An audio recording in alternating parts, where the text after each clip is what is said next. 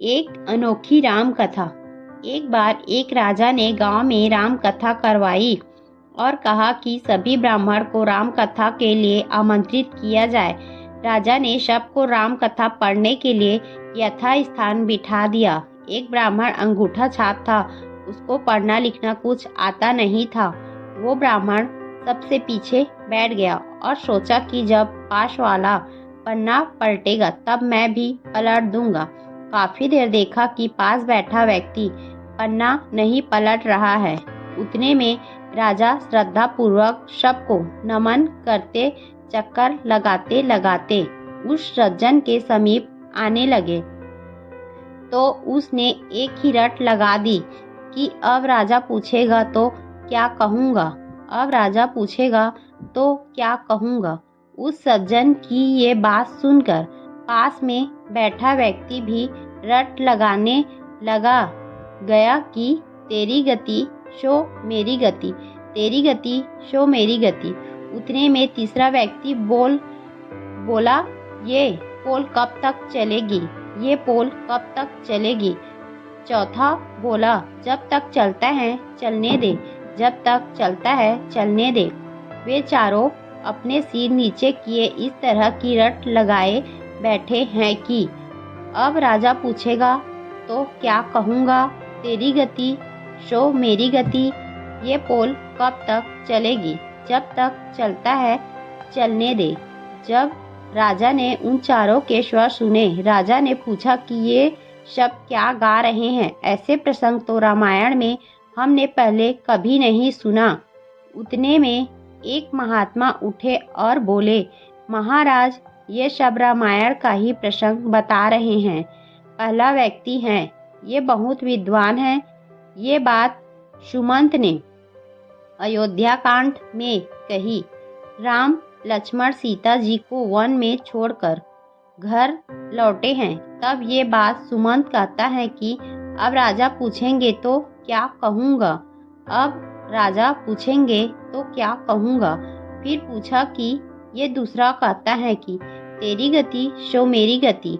महात्मा बोले, महाराज ये तो उनसे भी ज्यादा विद्वान है। किष्किंधा कांड में जब हनुमान जी राम लक्ष्मण जी को अपने दोनों कंधे पर बिठाकर सुग्रीव के पास गए, तब ये बात राम जी ने कही थी कि सुग्रीव तेरी गति शो मेरी गति।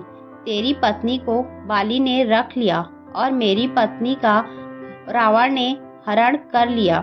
राजा ने आदर से फिर पूछा कि महाराज जी ये तीसरा बोल रहा है कि ये पोल कब तक चलेगी। ये बात कभी किसी संत ने नहीं कही।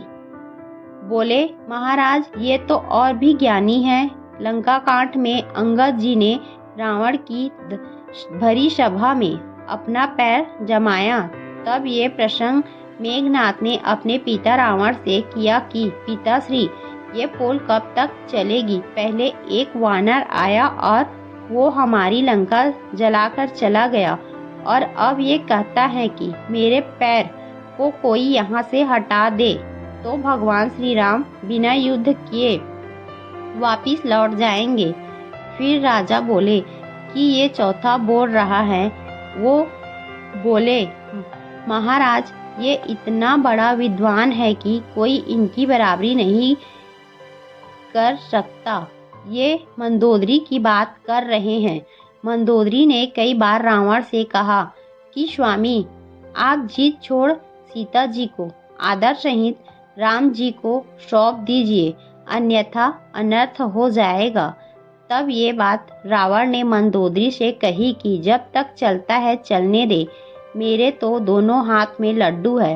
अगर मैं रावण के हाथों मारा गया तो मेरी मुक्ति हो जाएगी।